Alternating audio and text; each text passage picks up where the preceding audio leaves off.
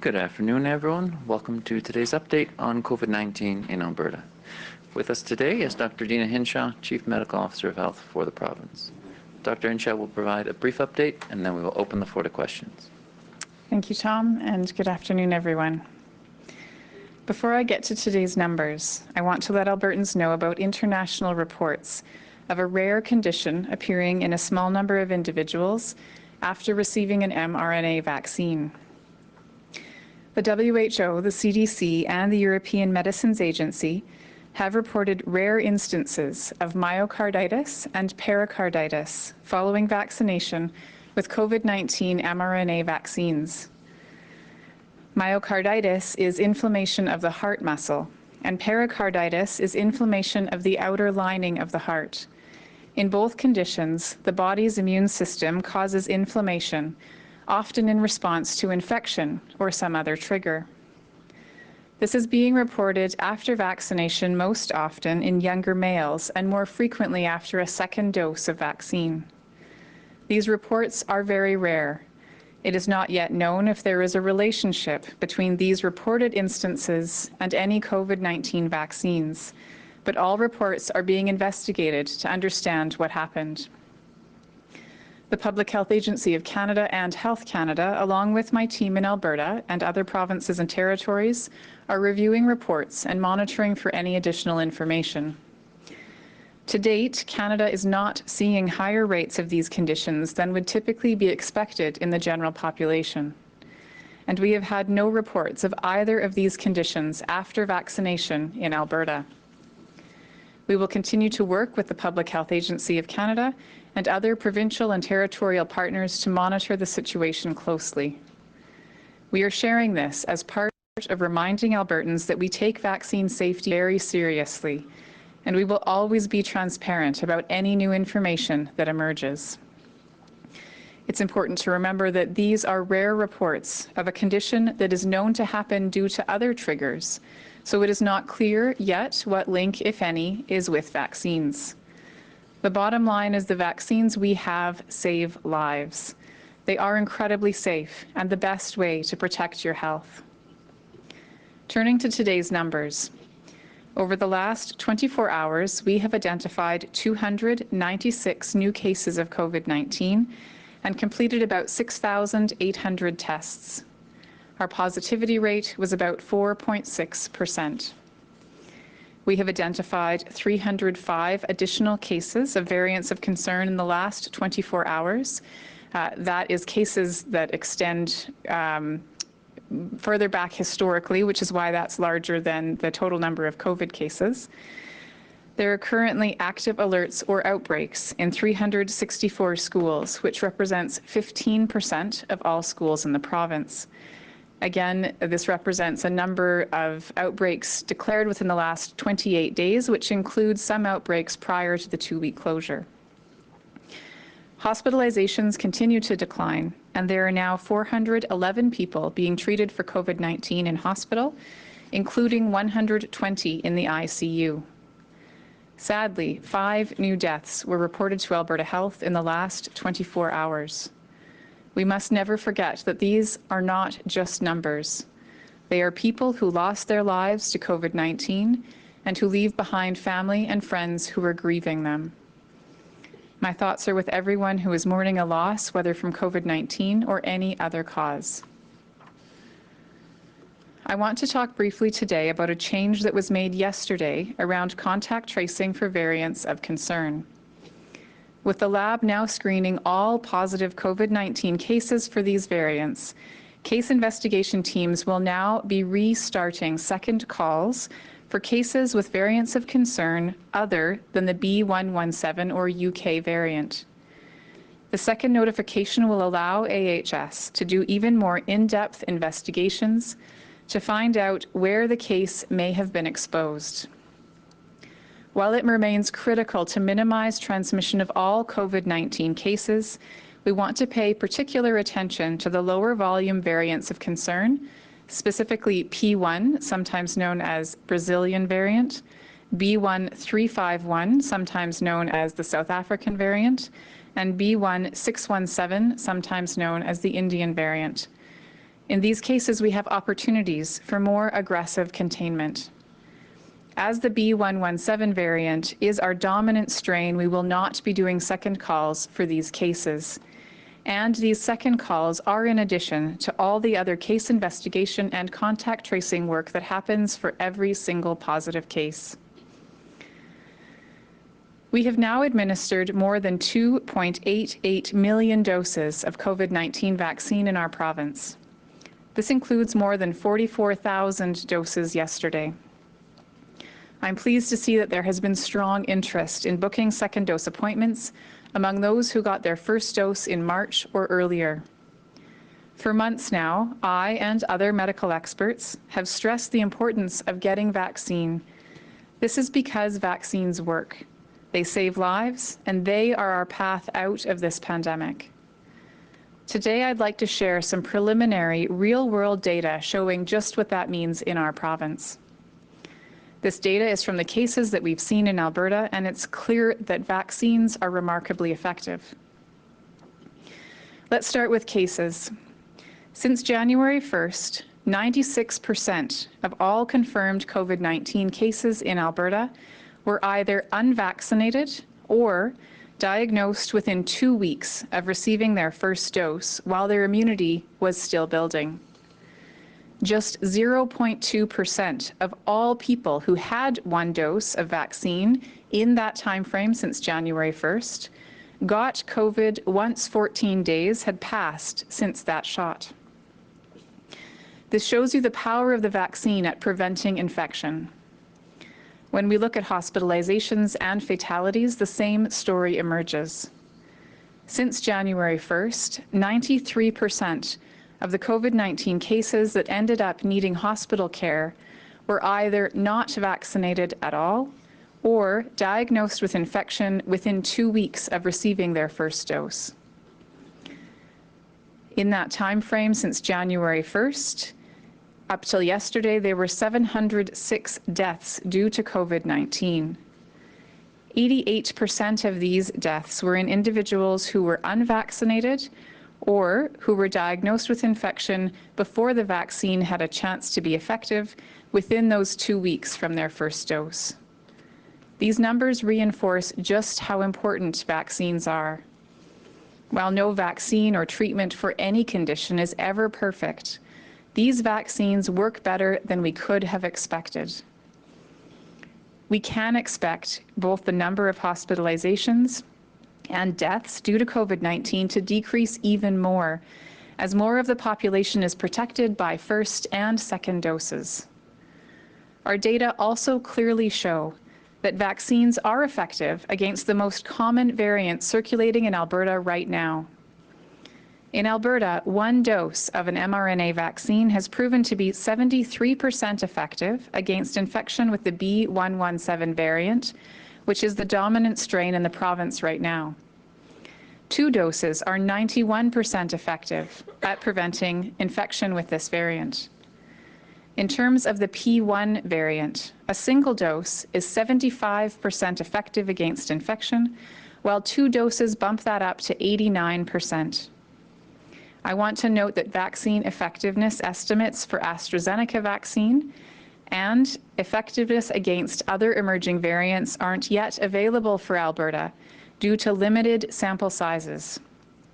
As soon as we have more reliable data for you on either of these, I will share it.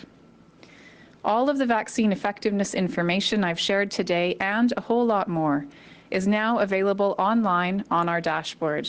This will be updated regularly. After 15 difficult months spent living and working in a global pandemic, we have safe, effective vaccines to get COVID-19 under control. I hope this data from here at home in Alberta helps demonstrate just how powerful these COVID-19 vaccines are. I also hope it motivates more people to get protected with their first and second doses as soon as they can. The evidence is clear. Vaccines work and they save lives. By getting your vaccine, you're helping protect your health and the health of everyone around you. Thank you, and I'm happy to take questions.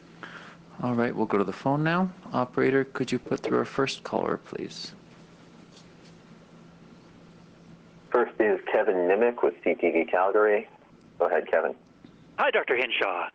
What do you think of the Sky Palace photos showing Premier Kenney, 3 ministers, and 4 other people on a patio?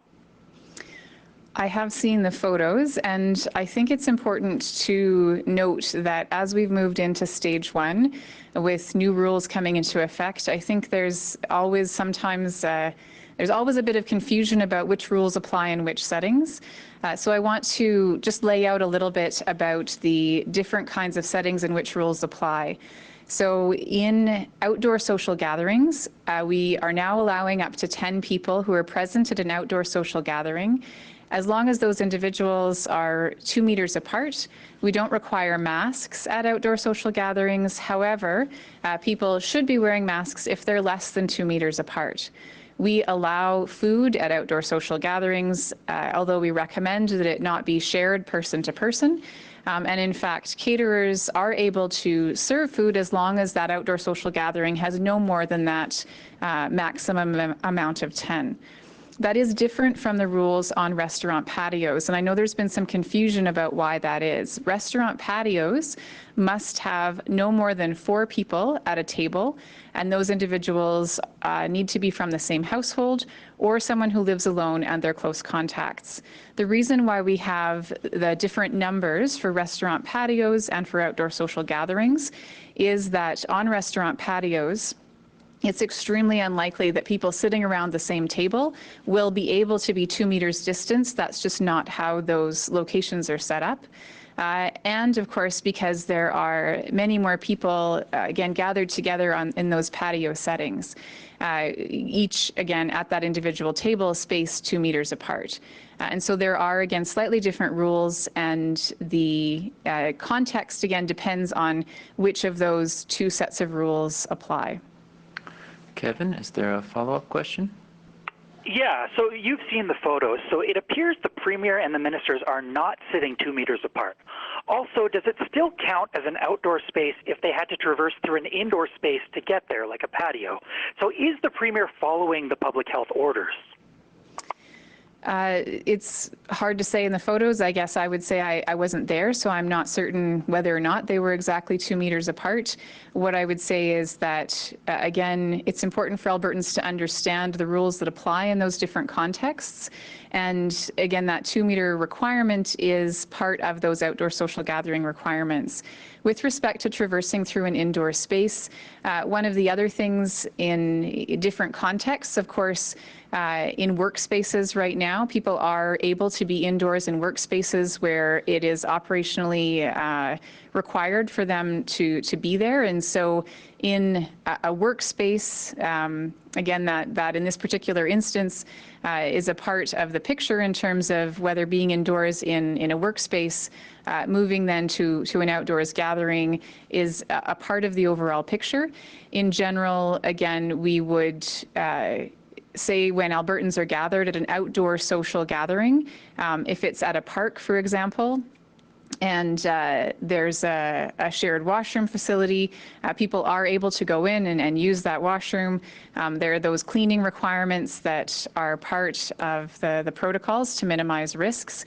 And so again, each of those specific contexts, we would be asking Albertans to minimize time indoors. But again, in this particular context, the workspace element is a potential complicating factor. Operator, could you put through the next caller, please? Next is James Keller with the Globe and Mail. Go ahead, James.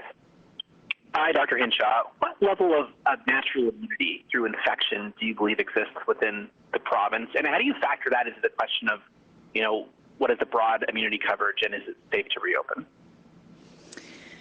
When we look at the last round of serology data that's available to us from the sampling, the prevalent sampling that we had been doing up until early February, We can see that at that point in time, we had a percent positivity of our serology that was at about 5% when adjusted for population.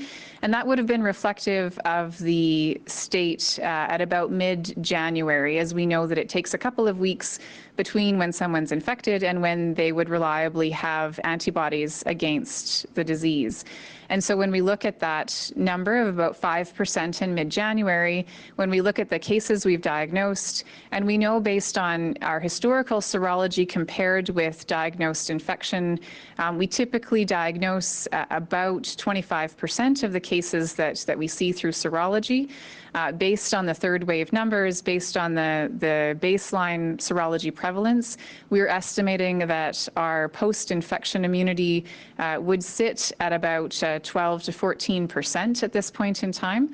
And again, some of those individuals who had infection then may have gone on to get a vaccine. Indeed, that's what we recommend, is that those who've had COVID-19 still receive a vaccine to improve their overall immunity.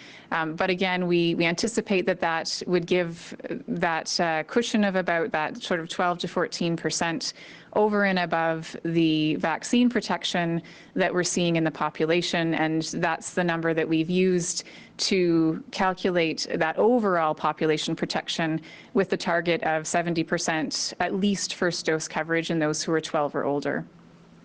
James, is there a follow-up question?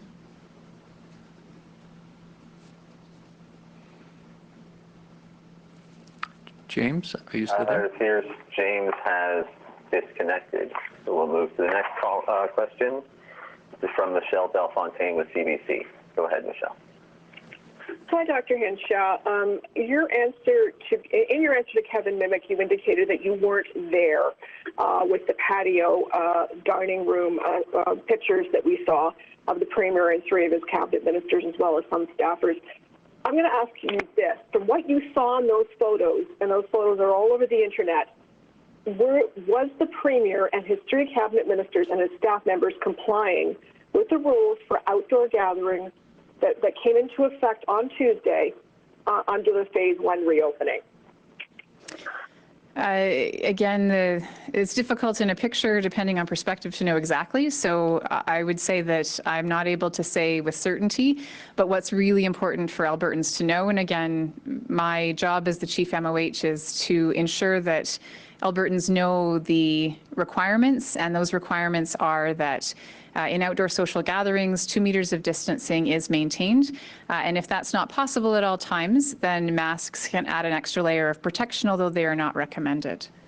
Michelle, is there a follow-up question? Yeah, I'm curious about why you won't say what everybody else is seeing there, that they are not 2 meters apart, which tells me that they are not complying with phase 1 of the province's reopening plan for outdoor social gatherings. So I'm wondering if you could explain to Albertans why you won't say what is pretty clear in those photos. Again, it's my job to make sure that people know the rules and the perspective in those photos. Again, I just simply can't say with certainty. So what is important, again, is for people to know what those rules are, and for all of us this is a really critical time right now. And so I recognize that there is frustration based on what appears to be the case in those photos.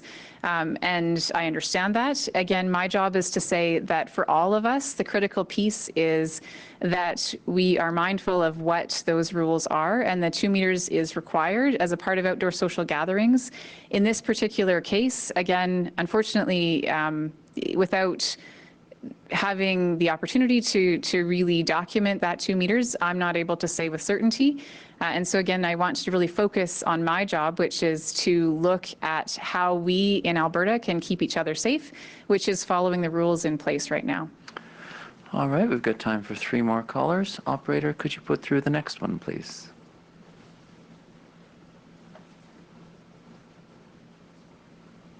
Operator, are you there?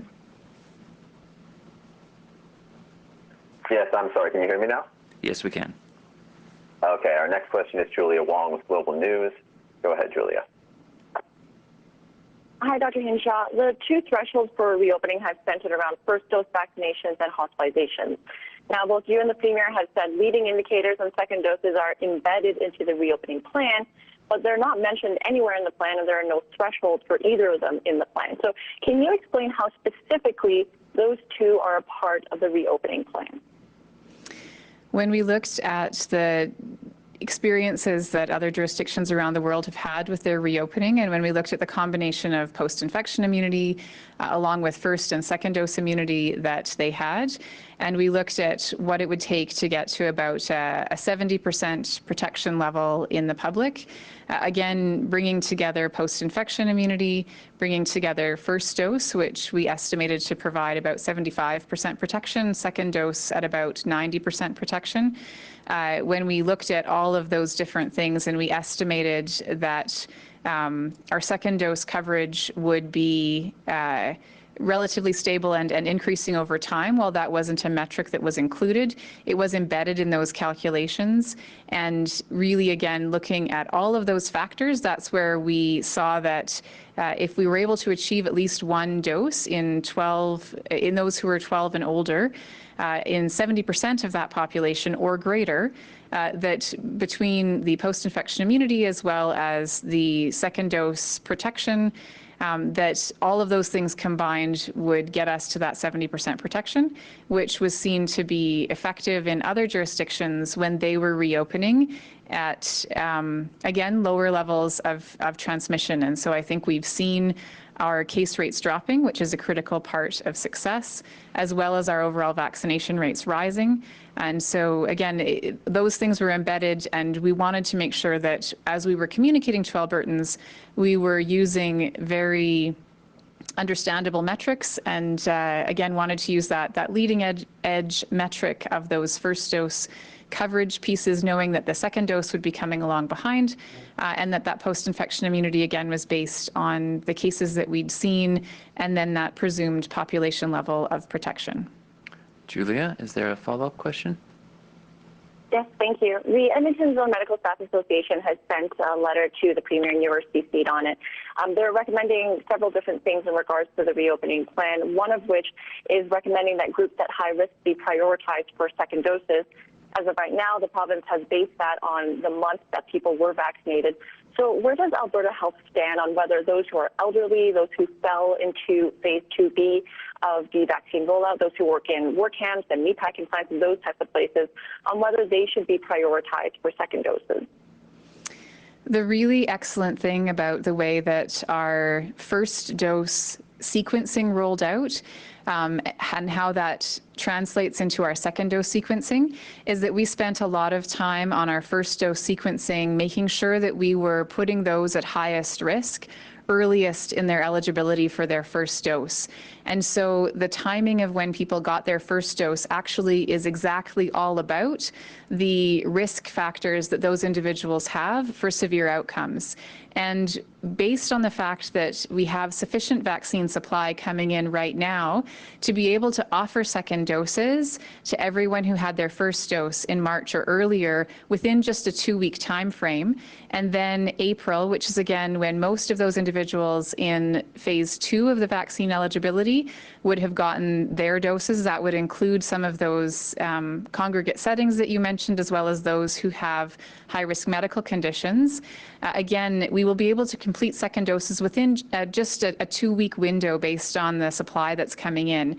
So the great thing is that the way that we can roll out second doses is both easy to understand by doing it by first dose of date of first dose administration, as well as actually then being sequenced by risk embedded into following our first dose sequencing. Operator, could you put through our next caller, please? Next is Rick Bell with the Calgary Sun. Go ahead, Rick.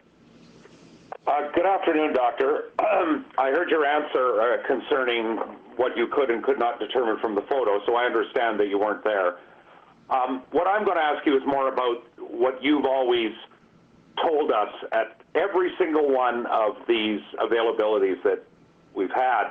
You always tell us that we're all in this together. You tell us to follow the rules in a very unambiguous way. Just follow the rules as they're stated very clearly, and that at some point in time down the line we'll be free of a lot of these restrictions. So what I'm going to ask you is, we're talking about an event with the Premier of the province and the Health Minister of the province. These are the ultimate role models for the fight against the deadly COVID virus. Do you think it has made it more difficult for you and others to give us the message you give us when you have a situation as it is depicted in the photographs that have been on the internet? It's, again, I stand by what I have always said, which is that it's critical for all of us to follow the requirements and public health measures in place. With respect to role models and setting an example, I think all of us sometimes make mistakes as we are doing our best to follow the rules in place. And so there's a variety of ways that all of us can model the way.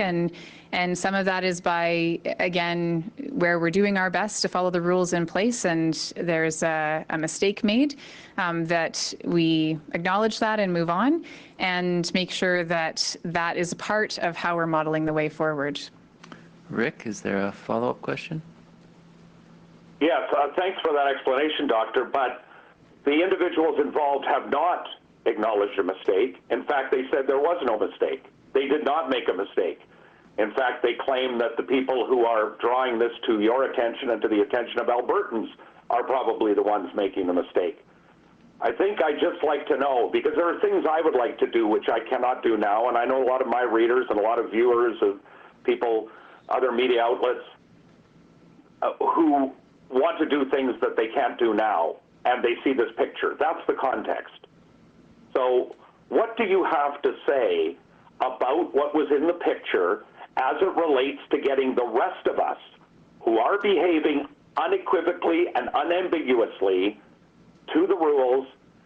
Wouldn't it have been just easier if they had just stalled the dinner maybe for a week, maybe until we were in stage 2 and people were back in gyms and back inside restaurants and back in bars and they were feeling a lot more open and feeling the freedom more? Maybe it wouldn't be a story.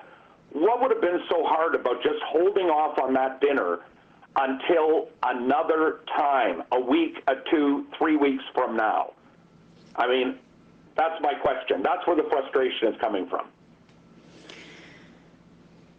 Understandable. I would say that we've been very clear that outdoor events are lower risk than indoor events, and ensuring that, you know, if people are together, having that happen outdoors is an important part of mitigating the risk. Again, whether or not a mistake was made really comes down to that question of distancing.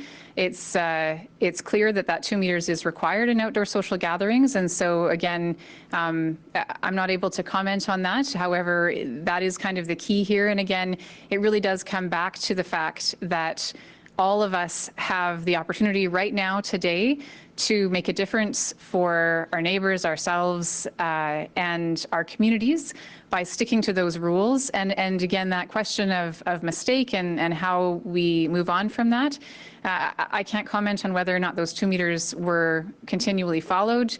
Again, that's not something that I can definitively say, and so that's really what it boils down to. But again, whether or not that 2 meters was followed, I want to reiterate what I said earlier, which is that all of us have a role to play, and it's critical that in this time period where we're seeing our colleagues, our fellow Albertans get protection at a higher rate every single day, that we hold to those measures so that we can lower the infection rate while we increase the protection. And that is something that all of us need to embrace. Operator, could you put through our final caller, please? The final caller in the queue, we have James Keller reconnected for his follow-up question. So go ahead, James. Great, thanks for that. I just had a follow-up to that question on herd immunity, or sorry, natural immunity. You talked about 12 to 14% over and above the rate that we've got vaccinated. Why is it over and above? Because as you acknowledged, some of those people that had COVID will also get vaccinated. So I'm just wondering how you kind of calculate what the overall protection is, given all these different numbers and how they work together. First of all, I just want to make a point in terms of language. So post-infection immunity absolutely was calculated in. I just want to make clear that receiving immunity from a vaccine is just as natural and in fact less potentially dangerous than having a level of protection after getting infected with the virus. So post-infection immunity was certainly part of those calculations, and the way that we adjusted for the fact that some of those individuals who would have been infected then ultimately went on to have a vaccine is by looking over time at the age-specific proportions of the population who would have been eligible for vaccines and calculating the uptake of that, and then removing them from that overall estimate of post-infection immunity to try to adjust for that duplication so we weren't double counting. And so that was taken into account in the calculations that went into making that estimate. Thank you all for joining us. Dr. Hinshaw will provide another live update early next week. Have a safe evening.